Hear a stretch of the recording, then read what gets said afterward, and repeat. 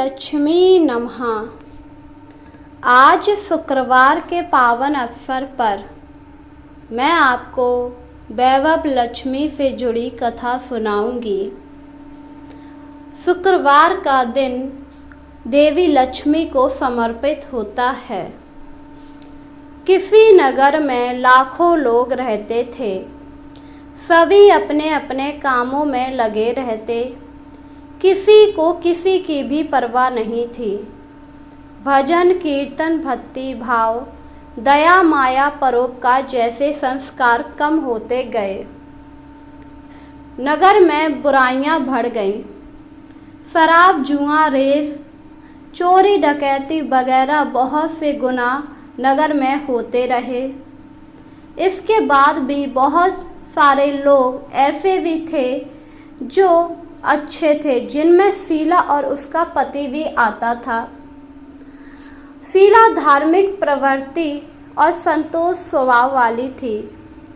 उसका पति भी विवेकी और सुशील था। शीला और उसका पति कभी किसी की बुराई नहीं करते और प्रभु भजन में अच्छी तरह समय व्यतीत कर रहे थे।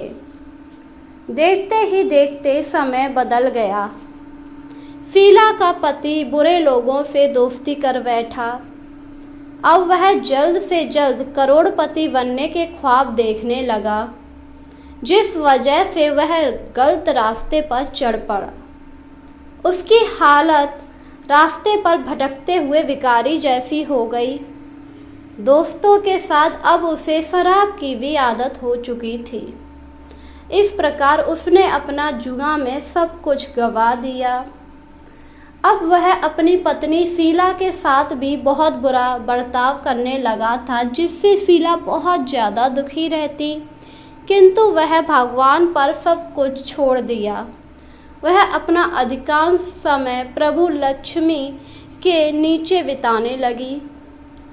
वह हर शुक्रवार को लक्ष्मी जी के मंदिर जाया करती, भजन कीर्तन किया करती थी। एक दिन वह अपने घर में बैठी हुई थी। तभी दोपहर के समय अचानक से किसी ने उसके द्वार को खटखटाया। शीला ने जब उस तरफ देखा तो वहां पर एक बूढ़ी औरत थी। उसके चेहरे पर अलौकिक तेज निखर रहा था। उसकी आंखों से मानो अमृत बह रहा हो। उसका भव्य चेहरा करुणा और प्यार से छलक रहा था, जिसे देखते ही शीला के मन में अपार शांति छा गई। शीला का रोम रोम आनंद हो गया। शीला उस औरत को अपने घर के अंदर लेकर आई। घर में बिठाने के लिए कुछ भी नहीं था। अंत शीला ने सुचुलाकर एक फटी हुई चादर बिछा दी और माँ जी को बैठने के लिए कहा। इस पर उस औरत ने कहा, क्यों शीला, मुझे पहचाना नहीं?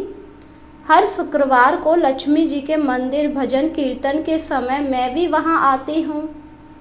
यह सुनकर शीला को समझ नहीं पाई, क्योंकि उसने कभी भी उस औरत को नहीं देखा था।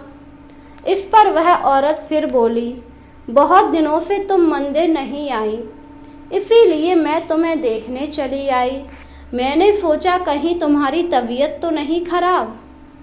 उस औरत के अति प्रेम भरे शब्दों से शीला का हृदय पिघल गया। उसकी आंखों से आंसू बहने लगे और वह बिलख बिलख कर रोने लगी। औरत ने कहा, बेटी क्या हुआ, तू इतना दुखी क्यों है? सुख और दुख तो धूप और छांव जैसे होते हैं। धैर्य रखो बेटी, मुझे तेरी सारी परेशानी पता है। माता जी के व्यवहार से शीला को काफ़ी संबल मिला।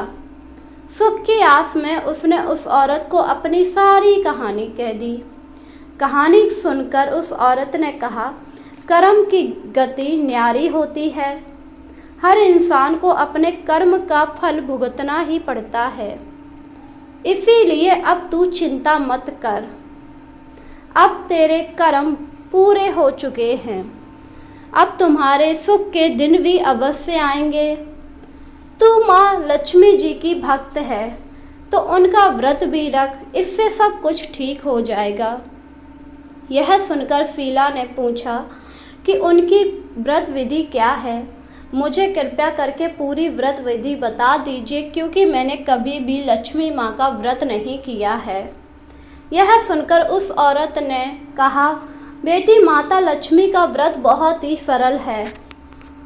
उस वरदल लक्ष्मी या वैभव लक्ष्मी भी कहा जाता है। यह व्रत करने वालों की सभी मनोकामनाओं को पूरा करती हैं। वह सुख संपत्ति और यश प्राप्त कराती हैं। शीला ये सब सुनकर आनंदित हो गई। शीला ने संकल्प से अपनी आंखें खोली तो सामने कोई नहीं था। वह विस्मित हो गई कि माँ जी कहाँ चली गई। शीला को तत्काल ही सब समझ आ गया कि यह कोई और नहीं बल्कि साक्षात लक्ष्मी थी। दूसरे दिन शुक्रवार था। सवेरे स्नान करके अच्छे कपड़े पहनने के बाद उसने उस औरत द्वारा बताई गई पूरी विधि से व्रत किया।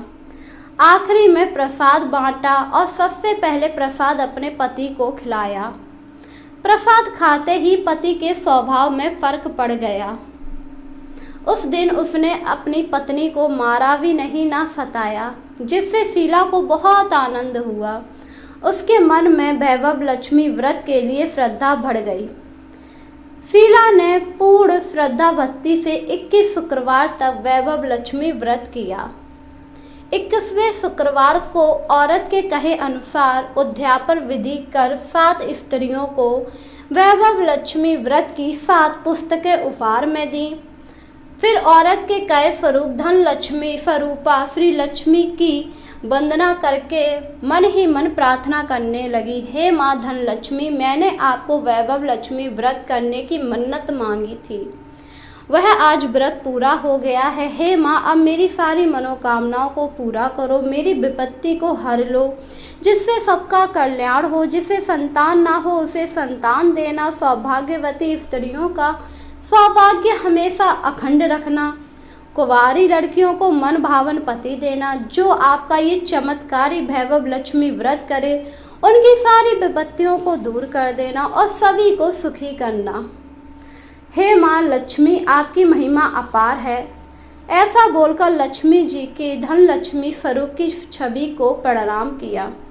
व्रत के प्रभाव से शीला का पति अच्छा आदमी बन गया। कड़ी मेहनत करके व्यवसाय करने लगा। उसने तुरंत शीला के गिरवी रखे हुए गहने छुड़ा लिए। घर में तो अब धन की बाढ़ सी आ गई थी। पहले से बहुत ज़्यादा सुख शांति छा गई थी। वैभव लक्ष्मी व्रत का प्रभाव देखकर आस पड़ोस की औरत भी वैभव लक्ष्मी व्रत करने लगी। वैभव लक्ष्मी व्रत 11 या 21 या फिर 7 बार करना चाहिए। आप जितने वे शुक्रवार की मन्नत मांगे उतने शुक्रवार तक यह व्रत पूरी श्रद्धा एवं भावना के साथ रखना चाहिए। आखिरी शुक्रवार को शास्त्रीय विधि के अनुसार उद्यापन करना चाहिए। आखिरी शुक्रवार को प्रसाद के लिए खीर बनानी चाहिए। जिस प्रकार हर शुक्रवार को हम पूजन करते हैं वैसे ही करना चाहिए। पूजन के बाद माँ के सामने श्रीफल यानी कि हमें कद्दू फोड़ना चाहिए।